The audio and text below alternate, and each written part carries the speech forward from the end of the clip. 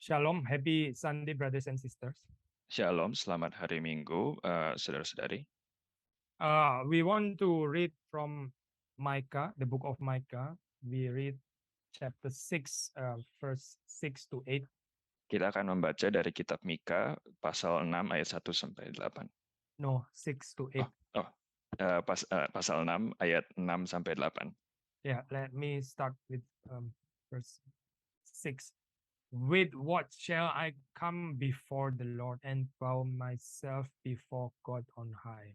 Shall I come before him with burnt offerings, with a calves a year old? Will the Lord be pleased with thousands of rams, with 10,000s of rivers of oil? Shall I give my firstborn for my transgression, the fruit of my body for the sin of my soul? He has told you, O man, what is good, and what does the Lord require of you, but to do justice, and to love kindness, and to walk humbly with your God. Translation. Pasal 6 ayat 6. Dengan apakah aku akan pergi menghadap Tuhan dan tunduk menyembah kepada Allah yang di tempat tinggi? Akan pergikah aku menghadap Dia dengan korban bakaran, dengan anak lembu berumur setahun?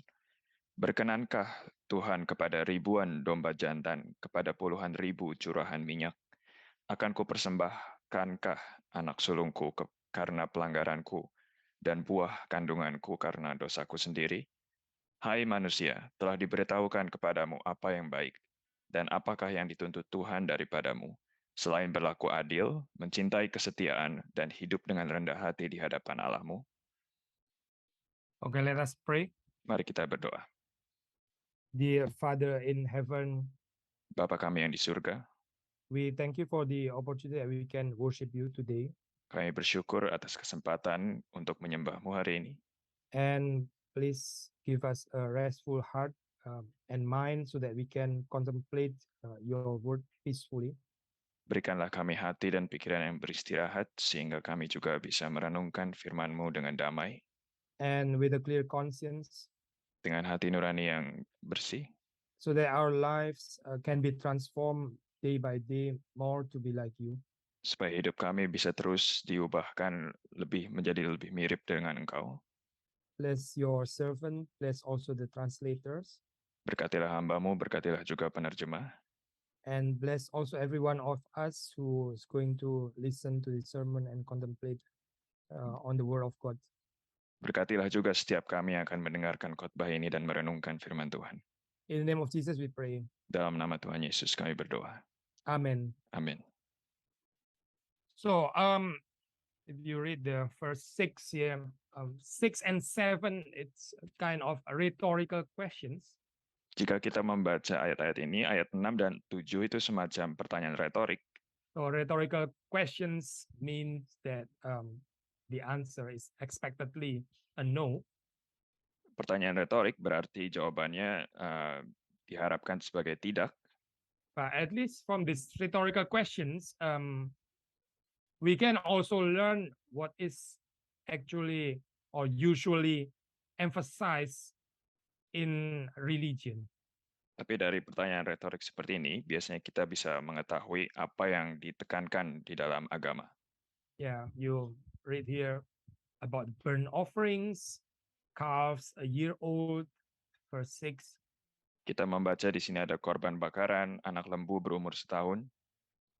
And then you read verse 7, thousands of rams, thousands of rivers of oil.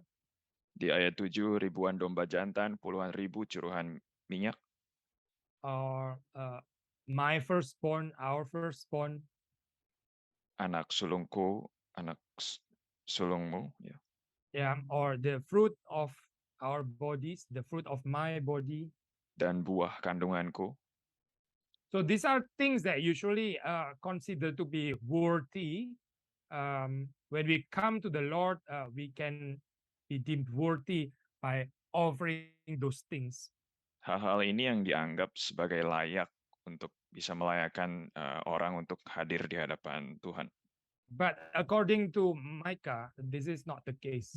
Tapi menurut Mika, ini tidak benar. Something that is usually taken for granted as correct as something that is perfect, but according to the standard of the law of God, is considered inadequate. Hal-hal yang biasanya dianggap benar atau cukup, tapi menurut standar dari hukum Allah, semua hal ini tidak cukup. Now, of course, the center verse, the most important verse is the 8th verse. Ayat yang paling penting di sini adalah ayat 8. What does the Lord really require of us? And the answer is to do justice, to love kindness, and to walk humbly with God. Apakah yang dituntut Tuhan daripada kita, yaitu berlaku adil, mencintai kesetiaan, dan hidup dengan rendah hati di hadapan Allah. These three things, namely to do justice, to love kindness, and to walk humbly with God or with our God, far exceeds the usual religious rituals that are mentioned in verse 6 and 7. Jadi 3 hal ini berlaku adil, mencintai kesetiaan, dan hidup dengan rendah hati, jauh melampaui hal-hal yang disebut di dalam ayat 6 dan 7. It is interesting, maybe some of you know that in the Library of Congress in Washington, D.C., it's precisely in the reading room, precisely this verse is used to warn, to encourage people who study, who reads book in the library. Menarik bahwa ayat-ayat ini ditaruh di perpustakaan Kongres di Amerika Serikat untuk mendorong orang-orang untuk belajar. So what is the meaning of study? What is the meaning of going to library, reading books, etc.? Jadi apakah artinya belajar untuk membaca buku dan lain-lain? If it does not have the aim of doing justice, loving kindness, and walking humbly with God, it has no value actually. Jika tujuannya bukan untuk berlaku adil, mencintai kesetiaan, dan hidup dengan rendah hati, maka hal-hal itu tidak ada nilainya. So knowledge in itself, knowledge is not an end in itself, but rather it aims for doing justice, loving kindness, and walking humbly with God. Jadi pengetahuan itu tidak berhenti pada dirinya sendiri, tetapi tujuannya adalah untuk berlaku adil, mencintai kesetiaan, dan hidup dengan rendah hati di hadapan Allah. Some scholars also has a certain specific observation on the importance of this 8th verse. Beberapa cendekiawan juga mempunyai pengamatan yang unik tentang ayat ke-8 ini. Smith, for instance, calls the 8th verse, I quote, the finest summary of the content of practical religion to be found in the Old Testament. Smith misalnya menyebut bahwa ayat 8 ini adalah ringkasan dari isi keagamaan yang praktis yang ditemukan di dalam Perjanjian Lama. Both another scholars, I quote, he observes, the rabbis who commented on this verse in the early centuries of the Christian era called it a one-line summary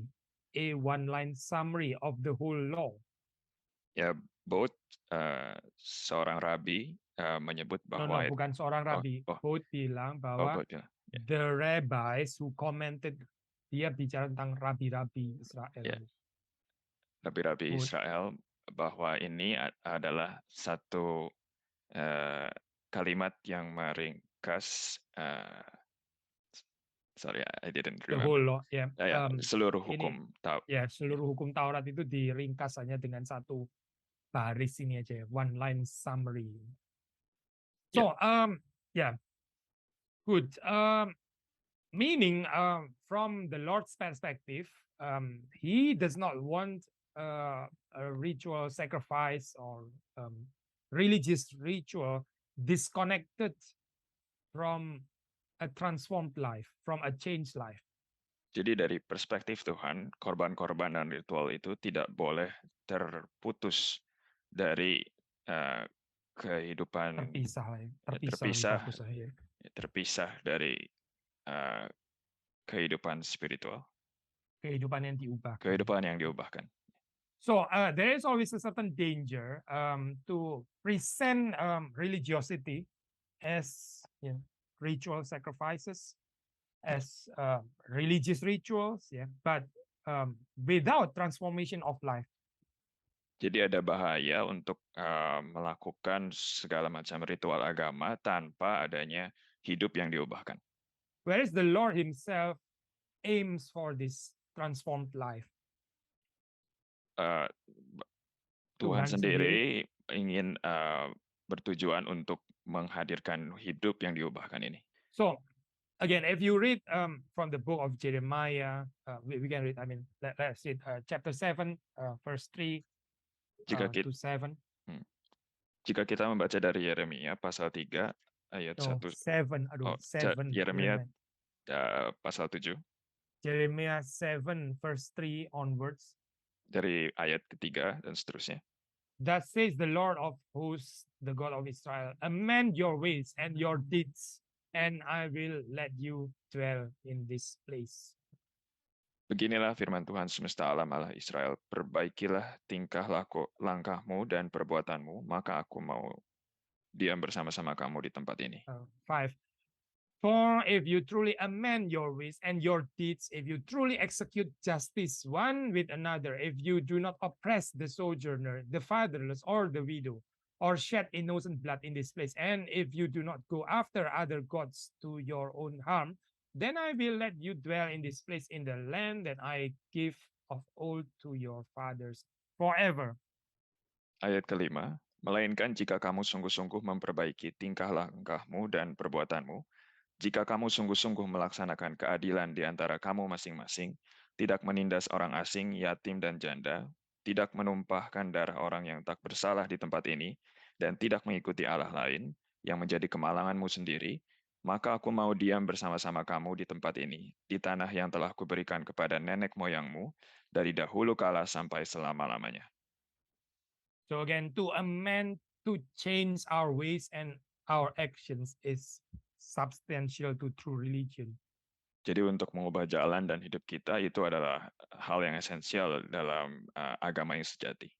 It's not something accessory, it's not something accidental, it's something essential in true religion.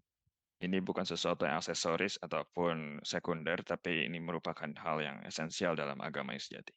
Now, we want to discuss these three things, namely to do or to act justly, righteously, to love, mercy or kindness, and the third one, to walk humbly with God. Jadi kita ingin membahas ketiga hal ini, yaitu untuk berlaku adil, mencintai kesetiaan, dan hidup dengan rendah hati. And what is the meaning of to act or to do justly? Apa itu artinya untuk berlaku adil? I think if I'm not mistaken, we already discussed about this in the other sermons, the idea of righteousness as embracing all kinds of people instead of being partial, not exercising certain partiality towards certain group of people, but rather embracing all kinds of people. Mungkin kita sudah pernah bahas sebelumnya bahwa berlaku adil itu berarti tidak pilih kasih terhadap kelompok orang apapun, tapi berlaku sama terhadap semua orang.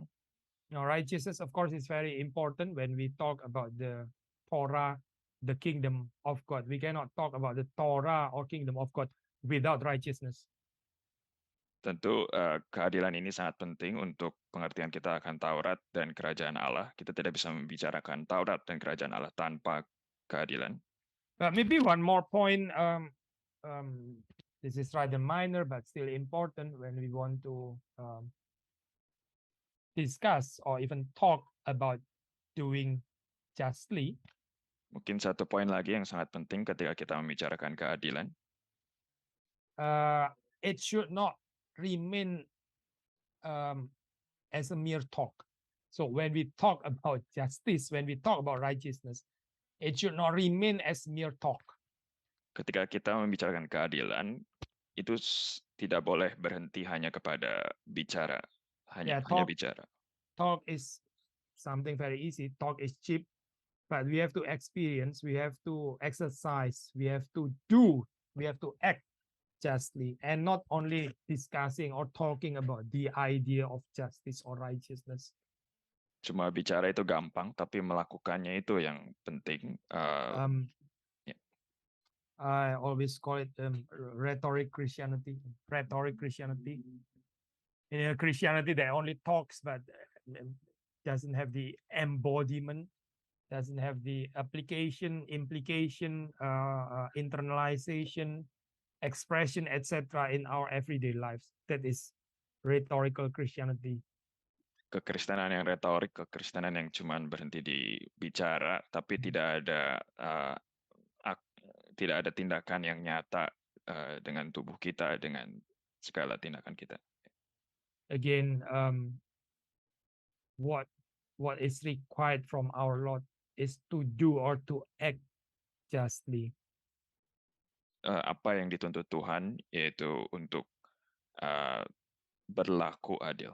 Yeah, not to discuss justice, but to do justice. Bukan untuk mendiskusikan keadilan, tapi untuk berlaku adil. The second one, that we must love mercy, or that we must love kindness. To love kindness in the translation of ESV. Ya, jadi hal yang kedua adalah mencintai kesetiaan. Kesetiaan, kindness, or mercy in the original language, it is called chesed. Chesed sometimes is also translated into steadfast love. Kesetiaan di sini, kebaikan dalam bahasa aslinya adalah chesed, yang bisa juga berarti kasih setia. Ya, kasih setia benar bahasa Indonesia ya. So it is a term very much loaded with covenantal theology. Ini adalah istilah yang sangat syarat dengan teologi covenant. Covenantal theology talks about our covenantal relationship with God. Teologi covenant berbicara tentang relasi covenant kita antara Tuhan dengan kita. That the Lord is our God, but also that we are His people. So this is a covenantal relationship. Bahwa Tuhan adalah Allah kita dan kita adalah umatnya. Inilah relasi covenant. We belong to God, but the Lord also belong to us as our God. Kita adalah milik Tuhan dan Tuhan juga adalah milik kita sebagai Tuhan kita. And what is expected in this covenantal relationship? Apa yang dituntut dari relasi covenant ini? Namely this faithful covenant love, or another word, chesed. Yaitu kasih covenant yang setia, atau dalam kata lain chesed. Yeah, so it's not just about some vague idea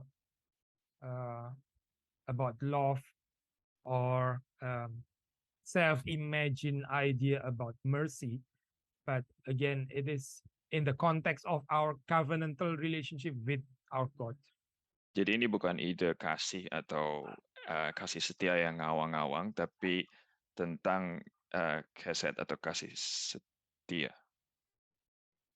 The third one, that we must walk humbly with our God, or here with your God. Hal yang Because ketiga, we are addressed, karena kita yang di-address di sini.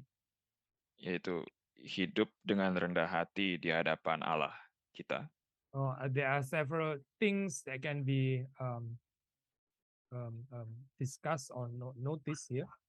Ada beberapa hal yang kita bisa diskusikan. First, the term "your God" again affirms that this is a relational covenant terminology.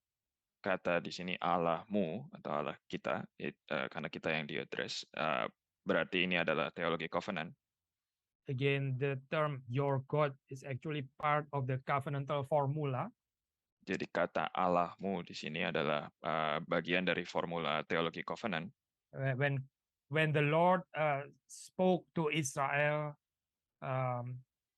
He said, "You are my people," or first, "I am your God and you are my people." Ketika Tuhan berfirman kepada Israel, "Aku adalah Allahmu dan engkau adalah umatku." So when God says, "I am your God," this is also self-giving God. This is not an idea that God demands, in a totalitarian way, absolute obedience. Of course, God is worthy for that, but the point is that it is a self-giving idea. When God said, I am your God, meaning God gives himself to his people.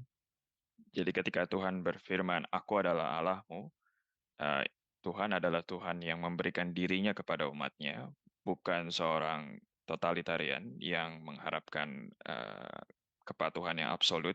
Tentu Tuhan memang layak untuk mendapatkan itu, tapi di sini Tuhan adalah Tuhan yang memberikan dirinya kepada umatnya. Again, this is the meaning of to walk humbly with your God, to walk humbly, to walk carefully with your God. Ini adalah artinya untuk hidup dengan rendah hati, dengan hati-hati di hadapan Allah. Now there is an alternative of English translation. This is rather in everyday's language. I think sometimes it's good also to consider this kind of translation, although this is not the standard translation, but capture very good the meaning of what has been said here. Ada terjemahan Inggris dalam bahasa sehari-hari yang mungkin menangkap arti dari ayat ini. I just read. This is NIRV, NIRV. People of Israel, the Lord has shown you what is good. He has told you what He requires of you. Mau coba terjemahin nggak bahasa Indonesia agak ini ya? Apa bebas ini. Halo. Iya, boleh diulang, Pak. People of Israel, the Lord has shown you what is good. Hai umat Israel, Tuhan telah menunjukkan apa itu yang baik. He has told you what He requires of you.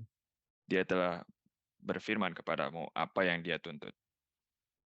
You must treat people fairly.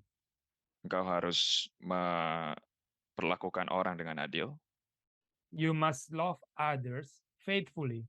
Engkau harus mengasihi orang lain dengan setia. And you must be very careful to live Dan engkau harus sangat hati-hati dalam hidup. the way your God wants you to. Di jalan di mana yang Tuhan inginkan engkau untuk lakukan. So it's a bit longer than the standard academic translation, but I think it's a very good interpretation, very good translation as well here in the everydayness language. Sedikit lebih panjang dari terjemahan yang akademik, tapi ini sangat baik dalam bahasa sehari-hari. So again, you can notice is that walking humbly with God can be rendered as well as walking carefully with God. Jadi di sini hidup berjalan dengan rendah hati bisa juga diartikan hidup dengan hati-hati di hadapan Allah. And careful to live how? Namely to live the way our God wants us to. Hati-hati hidup bagaimana? Hidup seturut dengan jalan yang Tuhan ingin kita jalankan. Now, I think we should continue. I mean, there are several things that we still can learn from this verse. Kita akan lanjut dengan beberapa hal yang masih bisa kita pelajari dari ayat ini. Again, I want to quote certain scholars, or at least some taken also from the encyclopedia, which tries to summarize the substantial meaning of this verse. Ada beberapa cendekiawan yang saya akan kutip untuk pengertian ayat ini. The Lion Encyclopedia, for instance, translates, or not translate, but interprets the verse such as follows. Aja ensiklopedia The Line ini menerjemahkan ayat ini sebagai berikut. Micah is repelled by sacrifices and worship, which are not matched by just healing and real spirituality. Jadi Mika ini tertolak atau tidak puas dengan ritual-ritual dan korban yang tidak sesuai dengan hidup yang adil. His central concerns are for social justice and true religion. Beban dia adalah untuk keadilan sosial dan agama yang sejati. So again, you notice here the inseparable relation between true spirituality or true religion and social justice. Jadi agama yang sejati dan keadilan sosial itu dua hal yang tidak terpisah. Now, sadly, in the modern Christianity, sometimes Christianity itself is following the political agenda and also are getting polarized into at least two poles. The one hand, the conservatives who always criticize, let's say, the abortion, LGBT issue, and so on, and then the left who always talk about the social justice, etc. And those are usually considered the liberal. Sayangnya kekristenan modern biasanya terbawa oleh politik dan sayap kanan berbicara tentang aborsi, sedangkan sayap kiri berbicara tentang keadilan sosial. But if you read your Bible, we do not find this kind of absurd, dualism or dichotomy, as if social justice, the talk of social justice should be always considered as neo-Marxist or something like that.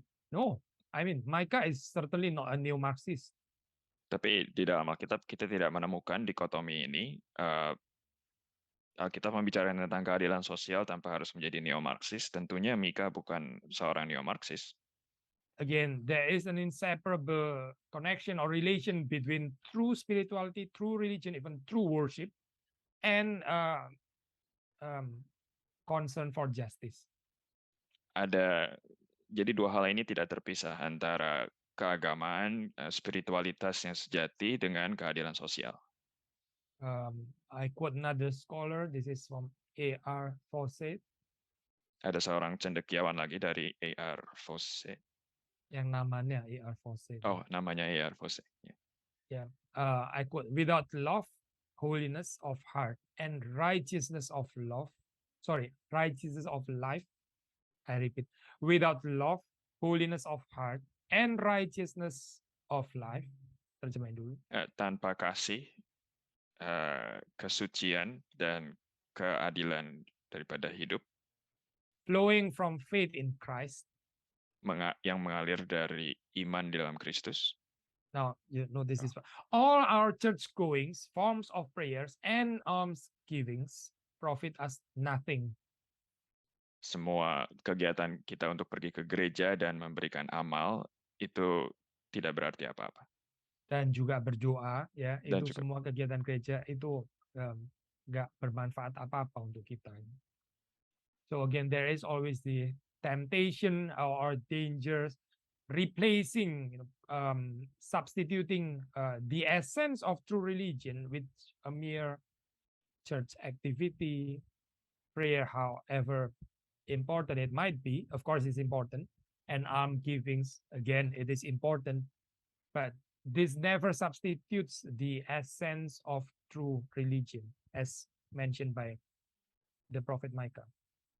Jadi selalu ada bahaya untuk menggantikan esensi dari agama sejati ini dengan kegiatan pergi ke gereja untuk berdoa, memberikan amal. Ada bahaya untuk menganggap hal-hal ini bisa menggantikan hal-hal yang disebut oleh Mika di sini. Maybe one last scholar, G.P. Lewis, he adds. Ada seorang cendekiawan lagi, G.P. Lewis. I quote, worship and morality cannot be divorced from each other. Ibadah dan moralitas tidak bisa dipisahkan dari satu sama lain. They are two sides of the same coin, end quote. Mereka adalah dua sisi dari koin yang sama. So again, you notice here the inseparable relation between true worship and its embodiment, namely the real morality. Jadi perhatikan, ini tidak terpisahkan, yaitu ibadah yang sejati dan moralitas. How do we know that someone is truly worshiping God? Bagaimana kita tahu bahwa seseorang itu benar dengan sejati menyembah Tuhan? There is a real transformation in his or her morality. Ada perubahan yang nyata dalam moralitas dia. Of course, there is also another danger of talking Christianity just mere morality. This is not what we want to teach. Tentu ada bahaya satunya lagi, bahwa kekristenan direduksi menjadi moralitas belaka. And yet we also have to insist that true worship, true knowledge of God always includes morality and never without morality. Tapi kita juga harus ingat bahwa kekristenan yang sejati selalu ada moralitas yang diubahkan. Moralitas diubahkan, benar sih. The areas of ethical response the ethical response that our God wants or desires Respons etika kita yang Tuhan inginkan is actually a true mark of our being in the covenant with God. sebenarnya adalah tanda yang sejati bahwa kita ada di dalam covenant dengan Tuhan. Because when we talk about true covenant with God, there are obligations in this covenant, namely this so-called covenantal obligations. Ketika kita membicarakan covenant dengan Tuhan, ada kewajiban-kewajiban dalam covenant itu. Again, what are these covenantal obligations? Jadi apakah itu? Apa kewajiban-kewajiban covenant itu? Yeah, namely what Micah said, to do justice, to love kindness, and to walk humbly with our God. Apa yang Mika sebut yaitu berlaku adil, mencintai kesetiaan, dan hidup dengan rendah hati di hadapan Allah. So you see, everything is connected. It's one package. You cannot separate one from each other. Jadi semuanya itu berhubungan dan dalam satu paket tidak bisa dipisahkan dari satu sama lain. We cannot claim that we are in the covenantal relationship with God, but we don't do the covenantal obligations, for instance. Kita tidak bisa bilang kalau kita ada di dalam covenant dengan Tuhan, tapi kita tidak melakukan kewajiban-kewajiban covenant itu. That's why it's again very important. We cannot overemphasize the importance of this 8th verse. Jadi ayat ke-8 ini sangat penting. Even Jesus himself, when you read in the Gospel of Matthew, this is also a famous verse, chapter 23, verse 23. So it's easy to remember, Matthew 23:23. Tuhan Yesus pun mengatakan dalam Matius 23 ayat 23, most probably this verse has a relation also with Micah 6, verse 8. jadi sangat mungkin bahwa ayat ini pun berhubungan dengan Mika 6 ayat 6. Ayat 8. Ayat 8. I read, this is where Jesus rebuked the scribes and Pharisees. Ini ketika Tuhan Yesus menegur ahli Taurat dan orang-orang Farisi.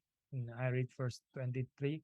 Woe to you, scribes and Pharisees, hypocrites, for you tithe mint and dill and cumin, and have neglected the weightier matters of the law, justice and mercy and faithfulness.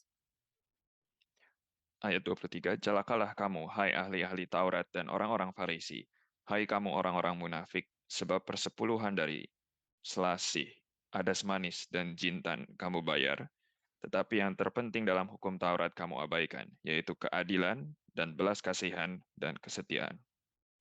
So you notice here again the dangers in religion. You do the small things, you do the lighter things, the more detailed things such as tithing and so on without fail, yet you neglect the weightier matters of the law. Jadi di sini sekali lagi kita lihat ada bahaya untuk melakukan hal-hal yang lebih kecil, ya seperti persepuluhan, tapi kita mengabaikan hal-hal yang lebih penting di dalam hukum. And what are the weightier matters of the law? Namely, again, justice, mercy, and faithfulness. Dan apakah hal-hal yang lebih penting itu? Yaitu keadilan, belas kasihan, dan kesetiaan. You see here that there are three, and they are very comparable with what Micah said in, again, chapter 6, verse 8. Jadi tiga hal ini sangat mirip dengan apa yang Mika sebutkan dalam Mika 6 ayat 8. This is a kind of summary of the whole law as well. I mean, made by Jesus himself. Ini juga adalah ringkasan dari hukum Taurat yang dibuat oleh Tuhan Yesus sendiri. And when you read the Old Testament, again, the complex corpus of Torah, the law, either they are talking about justice, the regulation of justice, righteousness, publicly, civil use. Jadi ketika kita membaca hukum Taurat, biasanya pertama itu membicarakan tentang keadilan sosial. Terjemahan kamu pendek sekali, saya mau agak panjang. Iya, keadilan sosial antara hubungan publik. Civil use and so on, penggunaan sivil dan sebagainya. And then mercy, namely regulating protection of the weak, how to protect the poor and the needy. so that they are not oppressed or abused, etc. So it's basically about mercy. Juga tentang belas kasihan, tentang melindungi orang-orang yang lemah dan orang-orang yang Yeah, the poor and the needy. memerlukan, yang miskin, ya. Sehingga mereka nggak di-abuse, sehingga mereka nggak diperas dan seterusnya gitu ya. And lastly, faithfulness is actually concerning the true knowledge of God. Faith or faithfulness is about our knowledge of God. Dan terakhir tentang kesetiaan itu tentang pengenalan kita akan Allah yang sejati. So again, if you compare it with Micah 6, verse 8, he also talk about justice, love, kindness, which is very comparable to mercy, and walk humbly with God, faithfulness, walk faithfully with God, walk humbly to know our God. So very comparable here. Jadi ini sangat mirip dengan apa yang Mika katakan, yaitu tentang keadilan, tentang mencintai kesetiaan dan hidup dengan rendah hati. Hidup dengan rendah hati itu ini tadi saya jelasin ini ya. Hidup dengan rendah hati ya sangat ada kaitannya juga dengan hidup setia, ya berjalan dengan rendah hati bersama dengan Allahmu. Berarti juga berjalan dengan setia dengan Allahmu. Berarti juga pengenalan Allahmu gitu ya. Itu semua kan memang satu paket ya. So again in the Matthew 23 verse 23 you read that these three things considered as the weightier matters of the law. Jadi dalam Matius 23 ayat 23, tiga hal ini dianggap sebagai hal yang lebih penting di dalam hukum. I want to conclude with again quotation by Kaiser concerning the verses 6 to 8 in the book of Micah chapter 6. Saya ingin menyimpulkan dengan kata-kata dari seorang cendekiawan bernama Kaiser tentang Mika 6 ini. So again, what is Micah's point basically? Jadi apakah intinya dari apa yang Mika katakan? He concludes in his interpretation, I quote, jadi konklusi dari interpretasi Kaiser ini, thus this saying is not an invitation. Jadi perkataan ini bukanlah satu undangan. In lieu of the gospel, to save oneself by kindly acts of equity and fairness. Bukan untuk menggantikan Injil dengan perbuatan yang keadilan. Bukan, penekanannya itu bukan untuk menyelamatkan diri kita sendiri ya.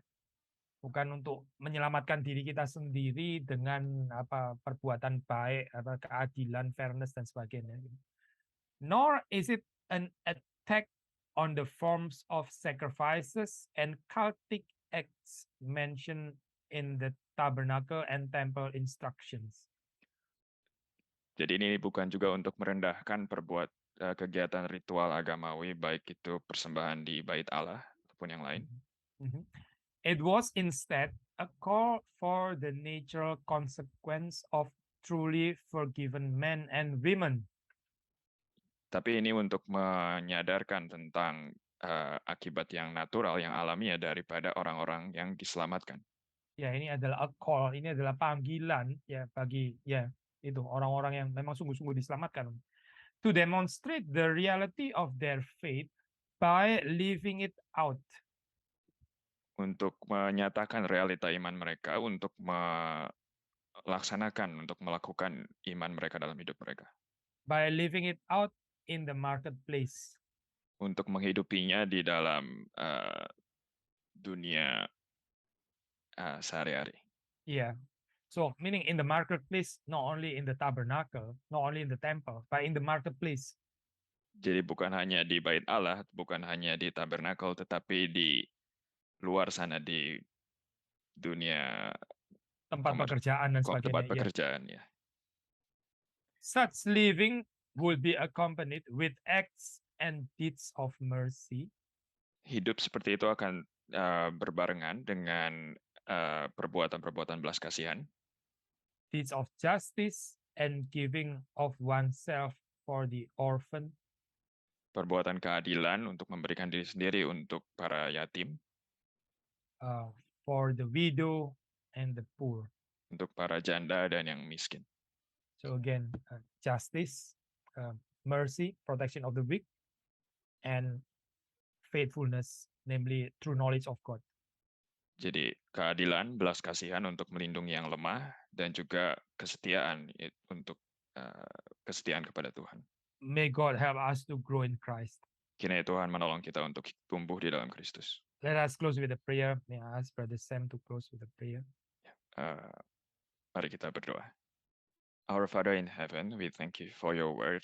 We thank you that you remind us again that we should not focus on the lesser things about our ritual activities, but we should pay attention to the more important things in our relationship with you, to act with faithfulness, to have righteousness, and to walk faithfully before you. We pray that you empower us to live it out for the coming week. We ask for your forgiveness if we often do not practice this, and we often are too drowned with all our activities, be it on Sunday or be it from Monday to Saturday in our ministry to you. Help us, Lord, to grow in you. In the name of our Lord Jesus, we pray. Amen.